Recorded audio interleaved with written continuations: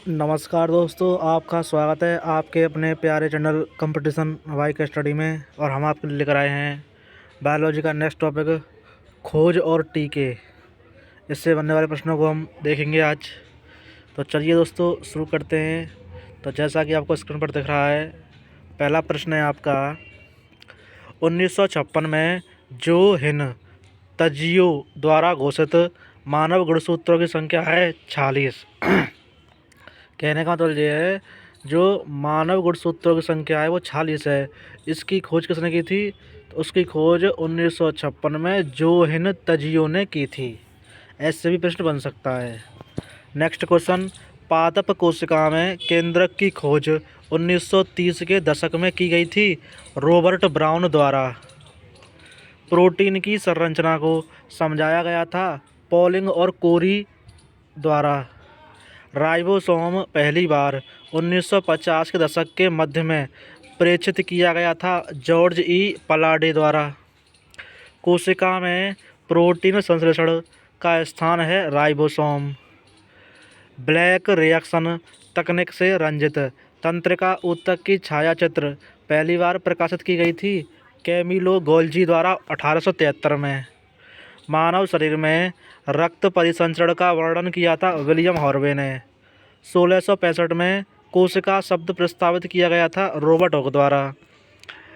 Helicobacter pylori एक जीवाणु है जिसकी खोज की थी। तो इसकी खोज की थी आपकी बैरी मार्शल और रॉबिन वॉरेन ने। सेल शब्द बना है लैटिन शब्द सेल्यूला से। प्रोटीन प्रसंस्करण और छटाई में एंडोप्लाज्मिक रेटिकुलम की भूमिका पहली बार 1960 के दशक में प्रदर्शित की गई थी जॉर्ज ई पलाडे के द्वारा। भारतीय पादप शरीर क्रिया विज्ञान के जनक हैं जगदीश चंद्र बोस। पौधों की वृद्धि को मापने के लिए क्रेस्कोग्राफ का आविष्कार किया था जगदीश चंद्र बोस ने।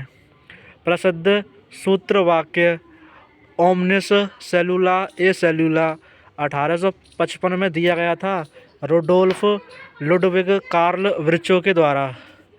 नोट, ओनमिस सेलुला ई सेलुला का अर्थ है कि नई कोशिकाएं पहले से मौजूद कोशिका से विकसित हो रही हैं। डीएनए का दोहरा पेचदार मॉडल प्रस्तावित किया गया था वाटसन और क्रिक द्वारा। कोशिकाएं विभाजित होती हैं और नई कोशिकाएं पहले से मौजूद कोशिकाओं से बनती हैं, समझाया गया था रोडोल्फ विर्चो द्वारा।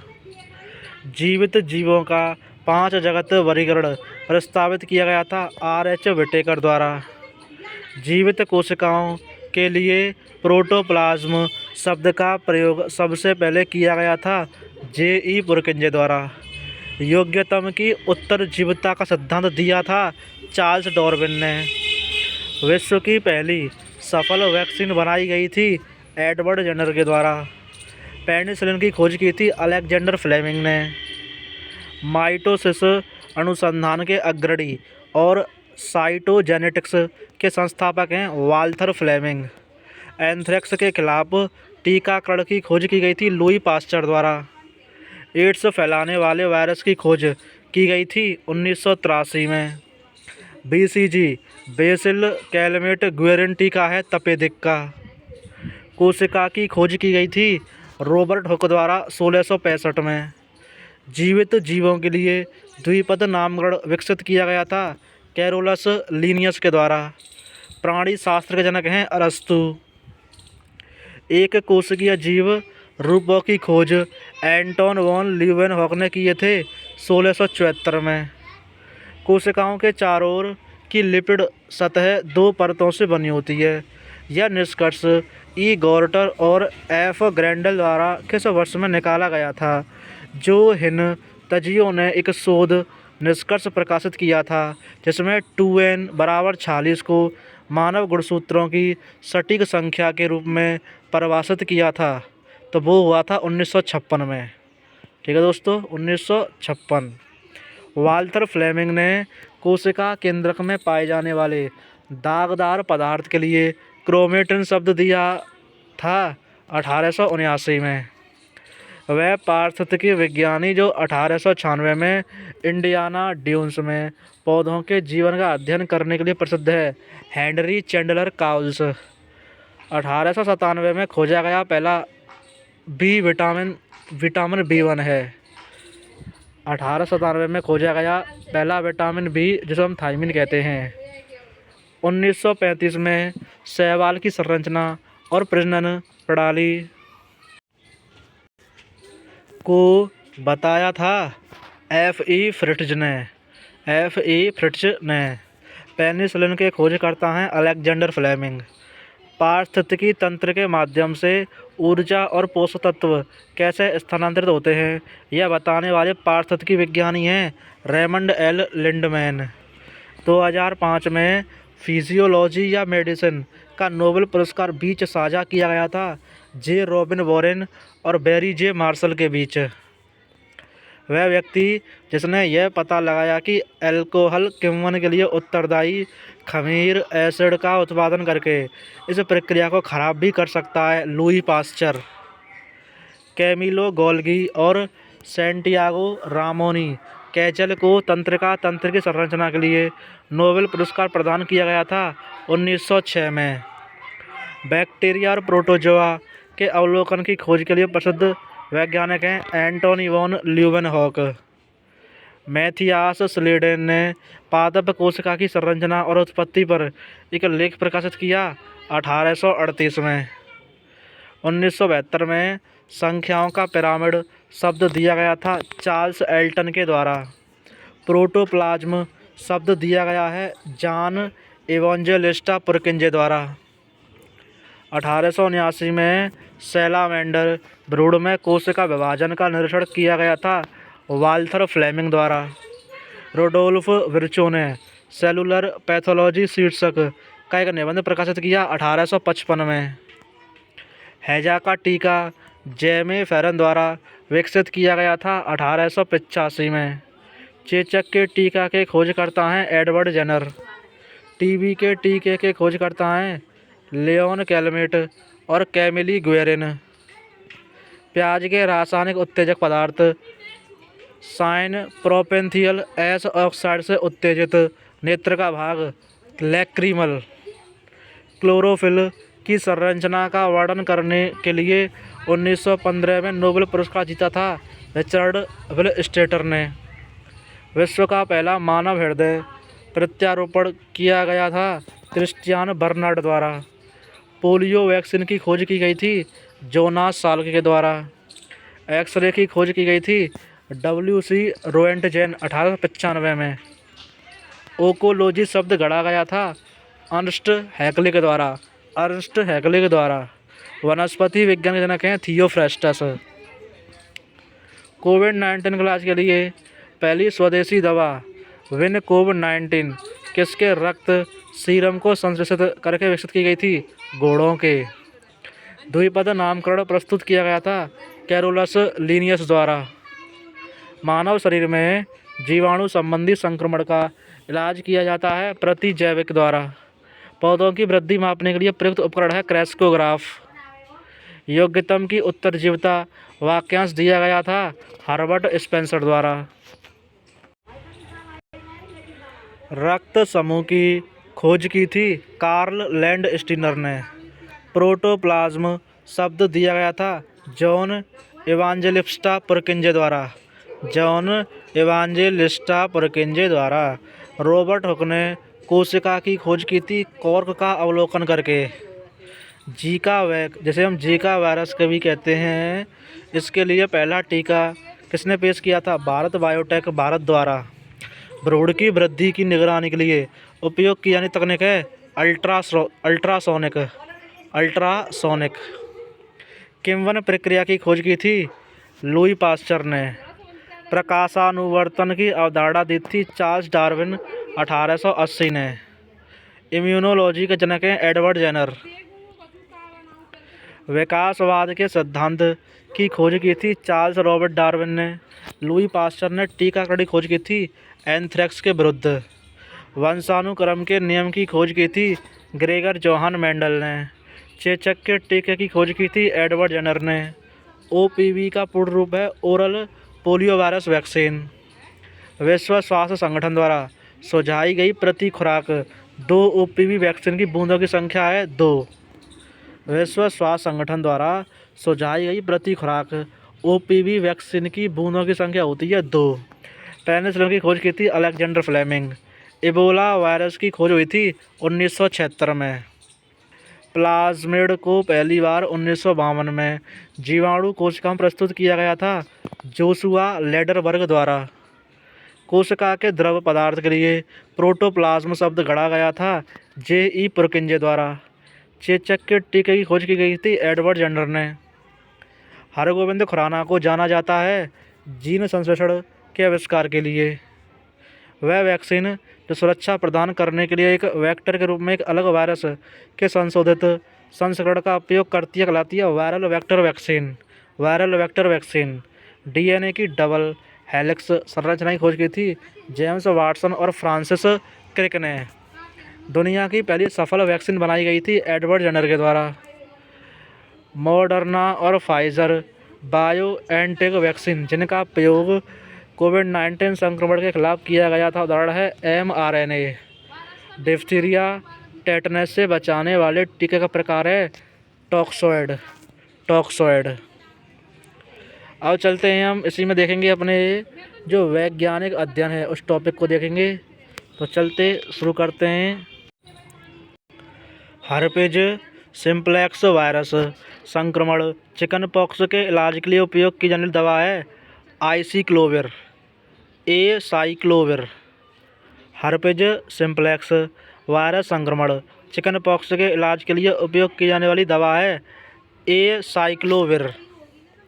गले के संक्रमण मेनिनजाइटिस, सिफिलिस और अन्य जीवाणु संक्रमण के इलाज के लिए उपयोग की जाने वाली एंटीबायोटिक है पेनिसिलिन। किसी परिभाषित जनसंख्या में स्वास्थ्य और बीमारी के निर्धारकों, घटना और वितरण के अध्ययन को कहा जाता है महामारी विज्ञान एपिडेमियोलॉजी। कवक के अध्ययन को कहा जाता है माइकोलॉजी। चिकित्सा की एक शाखा जो यकृत, पित्ताशय, पित्त, वृक्ष और अग्न्याशय को प्रभावित करने वाले रोगों के अध्ययन और निदान समेत है हेपेटोलॉजी। कीटों का अध्ययन कहलाता है कीट विज्ञान एंटोमोलॉजी। मानव समाज और संस्कृतियों तथा उनके विकास के अध्ययन कहा जाता है मानव शास्त्र एंथ्रोपोलॉजी। त्वचा विकारों के निदान और उपचार से संबंधित चिकित्सा की शाखा है त्वचा विज्ञान डर्मेटोलॉजी। वह पौधा जिसका उपयोग ग्रेगर मेंडल ने क्रॉस ब्रीडिंग या संस्करण के लिए किया था मटर का पौधा। विज्ञान की वह शाखा जो शैवालों के अध्ययन से संबंधित है फाइकोलॉजी। प्रथम स्वतंत्र जीवित कोशिका की खोज 1674 में की गई थी एंटोन वॉन लीeuwenhoek के द्वारा।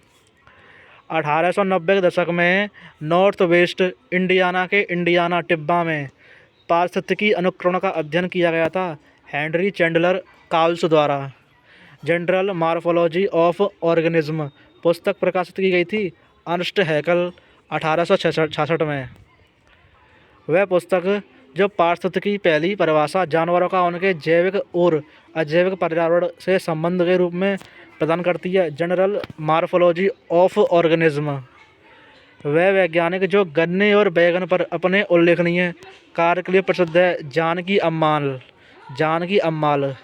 किसी क्षेत्र में बीमारी के लापता मामलों की पहचान करने की विधि है प्रहरी निगरानी। एक डॉक्टर जो कैंसर का इलाज करता है और कैंसर से पीड़ित व्यक्ति को चिकित्सा देखभाल प्रदान करता है ऑन्कोलॉजिस्ट। कीटों के अध्ययन कहा जाता है एंटोमोलॉजी। बागवानी की वह शाखा जो सब्जियों के उत्पादन, भंडारण, विपणन से संबंधित कहलाती है ओलेरीकल्चर। इचिथोलॉजी का संबंध है मछलियों के अध्ययन से। लिखने की क्षमता का नष्ट होना कहलाता है एग्रेफिया।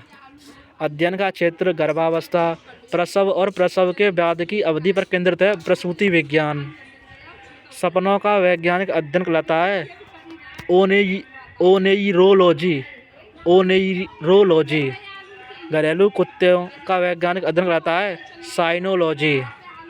कीरोपोडी विज्ञान की एक शाखा है जिसका संबंध है पैरों से। विटामिन शब्द गढ़ने वाले व्यक्ति हैं। विटामिन शब्द गढ़ने वाले व्यक्ति हैं Casimir Funk. Casimir Funk. Casimir Funk. प्रकाश संश्लेषण के जनक हैं जॉन इंगेनहॉज। जॉन इंगेनहॉज। फसल उत्पादन में पादप एवं मृदा विज्ञान के अनुप्रयोग कहा जाता है एग्रोनॉमी। एग्रोनॉमी। घास से संबंधित वनस्पति विज्ञान की शाखा एग्रोस्टोलॉजी है। ब्रायोफाइटस के वैज्ञानिक अध्ययन से संबंधित वनस्पति विज्ञान की शाखा है ब्रायोलॉजी। ब्रायोलॉजी। शरीर की संरचना के अध्ययन से संबंधित विज्ञान एनाटॉमी। साइटोलॉजी अध्ययन है कोशिकाओं का। हिस्टोलॉजी अध्ययन है ऊतकों का। जीवन की उत्पत्ति सरल अकार्बनिक पदार्थों से हुई है। इसे व्यक्त किया था J.B.S. हॉल्डेन ने। J.B.S. हॉल्डेन ने। जंतुओं के व्यवहार का अध्ययन है एथोलॉजी। इस विचार पर आधारित दृष्टिकोण की जो जीव अधिक दूर से संबंधित हैं उनके डीएनए में अधिक संख्या में अंतर जमा हो जाएंगे को कहा जाता है आणविक फाइलोजेनी। आणविक फाइलोजेनी। विज्ञान की वह शाखा जो मानव जनसंख्या की आनुवंशिक गुणवत्ता में सुधार करती है यूजीनिक्स। यूजीनिक्स। वह तकनीक जो अल्ट्रासाउंड तरंगों को प्रतिबंधित करके हृदय की प्रतिकृति बनाती है इकोकार्डियोग्रामी। इकोकार्डियोग्राफी। मृत मानव शरीर का अध्ययन कहलाता है ऑटोप्सी। टॉक्सिकोलॉजी का संबंध है विष के अध्ययन से। मकड़ियों का अध्ययन कहलाता है एर्केनोलॉजी। एर्केनोलॉजी।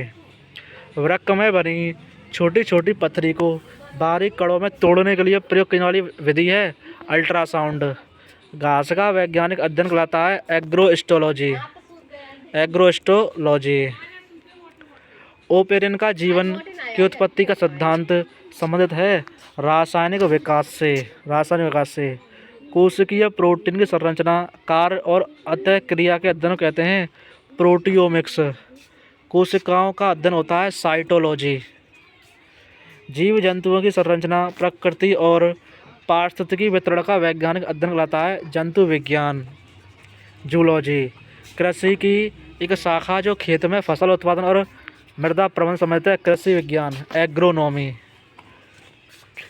कृषि की एक शाखा जो सब्जियों फलों सजावटी फूलों के उत्पादन संबंधित है बागवानी। हॉर्टिकल्चर। शहद के लिए मधुमक्खियों और छत्तों का पालन और रखरखाव कहलाता है एपीकल्चर। मानव जनसंख्या का सांख्यिकी अध्ययन कहलाता है डोमोग्राफी। बागवानी की एक शाखा जो सजावटी पौधों की खेती प्रसंस्करण और विपणन से संबंधित है पुष्प कृषि फ्लोरिकल्चर। वर्ग की अध्ययन मौलिक समानता वाले व्यक्तिगत जीवों के एक समूह को मानते हैं एक प्रजाति के रूप में। ग्रेगर जोहान मेंडल को किस क्षेत्र में उनके योगदान के लिए जाना जाता है आनुवंशिकी के। सफलतापूर्वक क्लोन किया जाने वाला पहला स्तनपायी भेड़ का नाम था डॉली। डॉली। एक ही प्रकार के जीवों की कुल आबादी का योग कहलाता है प्रजाति। एक डॉक्टर जो श्वसन तंत्र के रोगों का निदान और उपचार करता कहलाता है पल्मोनोलॉजिस्ट। पल्मोनोलॉजिस्ट। विद्युत मस्तिष्क लेखन EEG एक चिकित्सा परीक्षण है जिसका उपयोग अध्ययन करने के लिए किया जाता है मस्तिष्क की विद्युत व्यवहार का। पादपों के विभिन्न स्वरूपों का वैज्ञानिक अध्ययन कहलाता है वनस्पति विज्ञान। विज्ञान की शाखा जो जानवर और पौधों की संरचना समझते हैं एनाटॉमी। वर्गीकरण विज्ञान टैक्सोनॉमी में ब्रॉडीकीय लक्षणों के प्रयोग को लोकप्रिय बनाया पंचानन माहेश्वरी ने। वानस्पतिक नामांकन की द्विपद पद्धति दी गई थी कैरोलस लिनियस द्वारा। चिकित्सीय भाषा में गोल्डन आवर का संबंध है हृदयघात से। रक्त में ग्लाइकोसिलेटेड हीमोग्लोबिन HbA1c का मापन उपयोगी है मधुमेह प्रबंधन के लिए। मनुष्य में रक्तचाप मापने के लिए प्रयोग किया जाने वाला उपकरण है स्फिग्नोमैनोमीटर। स्फिग्नोमैनोमीटर। अब चलते हैं हमारे नेक्स्ट टॉपिक विविध। ये दोस्तों बायोलॉजी का लास्ट टॉपिक है और आज हम विविध को करा के बायोलॉजी हमारी पूरी हो जाएगी। और आपने बायोलॉजी वीडियो नहीं देखी है तो पूरी आप प्ले स्टोर में जाकर देख सकते हैं। तो आज लास्ट टॉपिक है बायोलॉजी का विविध। तो चलो शुरू करते हैं, इसको भी ख़त्म करते हैं। तो पहला प्रश्न है आपका, दृश्यमान जैविक खतरों का एक उदाहरण है कैटरपिलर।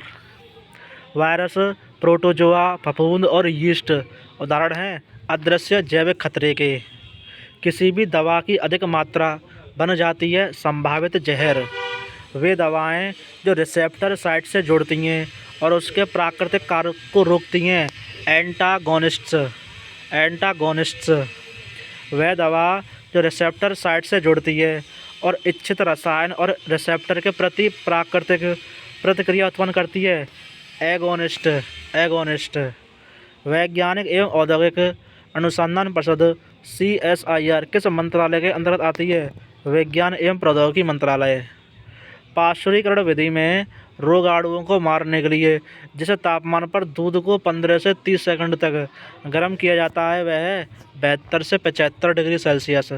राष्ट्रीय विज्ञान अकादमी स्थित है प्रयागराज, उत्तर प्रदेश में। भारत की सबसे बड़ी स्टेम सेल विनिर्माण प्रयोगशाला कहाँ स्थित है? हैदराबाद में। किसी विशेष बीमारी के कारण समय से पहले मरने वाले लोगों की संख्या का आकलन करने के लिए विशेषज्ञों द्वारा उपयोग किया जाने वाला एक संकेतक है global burden of disease GBD। सुई या इंजेक्शन का अत्यधिक डर कहलाता है ट्रिपेनोफोबिया। ऊंचाई का डर कहलाता है एक्रोफोबिया। एक उपकरण जिसका उपयोग किसी जीवित जीव की श्वसन दर को मापने के लिए किया जाता है रेस्पिरोमीटर। अपच के इलाज के लिए इस्तेमाल की जाने वाली दवा है एंटासिड। एक चिकित्सा प्रक्रिया जहां परीक्षण और निदान के प्रयोजनों के लिए रोगी से ऊतक का एक नमूना लिया जाता है बायोप्सी। कैफीन एक एडेनोसिन रिसेप्टर प्रतिपक्षी है। WHO ने किशोरों को जिस आयु वर्ग में वर्गीकृत किया है वह है 10 से 19 वर्ष। मानव शरीर का सामान्य ताप होता है 37 डिग्री सेल्सियस या फिर 98.6 डिग्री फ़ारेनहाइट। ऐसी दवाएं जो रिसेप्टर्स को बदलकर प्राकृतिक वाहक का अनुकरण करती हैं कहलाती हैं एगोनिस्ट। ऐसी दवाएं जो रिसेप्टर साइट को बांधती हैं और उसके प्राकृतिक कार्य को रोकती हैं एंटेगोनिस्ट। जल एक है चक्रीय संसाधन। जल क्या है? जल एक चक्रीय संसाधन है। गिलास एक उदाहरण है फोमाइट का। जब रोटी फूलती है तो और पकती है तो आटे में बुलबुले बनते हैं कार्बन डाइऑक्साइड द्वारा। शारीरिक व्यवहारिक रूपात्मक प्रकार है अनुकूलन के। मक्के के दानों के स्टार्च युक्त भाग से बने एक सामान्य घटक का नाम जिसका उपयोग पके हुए खाद्य पदार्थों में गाढ़ा करने वाले एजेंट के रूप में किया जाता है कॉर्न स्टार्च। सर्केडियन रिदम शब्द संबंधित है बॉडी क्लॉक से।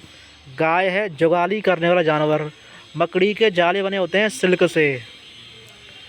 एनाजेन, कैटाजेन और टेलोजेन किसके विकास की अवस्थाएं हैं? बालों की।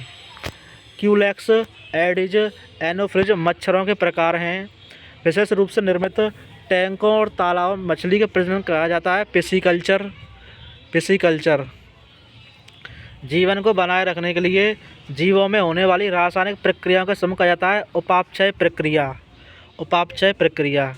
जलीय पौधों और जीवों द्वारा किए गए अनुकूलन का वह तरीका जहाँ शरीर के तरल पदार्थों की परासरणी सांद्रता परिवेशी वायु और पानी की परासरणी सांद्रता के साथ बदल जाती है स्वरूपण। यदि चावल के आटे के पेस्ट में आयोडीन का घोल मिलाया जाए तो पेस्ट का रंग हो जाता है नीला काला। मानव शरीर का pH मान होता है 7 से 7.8। गुथे हुए आटे का आयतन बढ़ने का कारण है CO2 यानी किम्वन एक प्रकार अवायवीय श्वसन का। कार्बन डाइऑक्साइड किसकी अपेक्षा जल में अधिक घुलनशील है? ऑक्सीजन। पाइरूवेट लैक्टिक अम्ल में परिवर्तित हो जाता है जो 3 कार्बन वाला अणु है। एसिटिक अम्ल पाया जाता है सिरके में। हेलिकोबैक्टर पाइलोरी नामक जीवाणु की खोज के लिए फिजियोलॉजी और मेडिसिन का नोबेल पुरस्कार को दिया गया है रॉबिन वॉरेन और बैरी मार्शल को।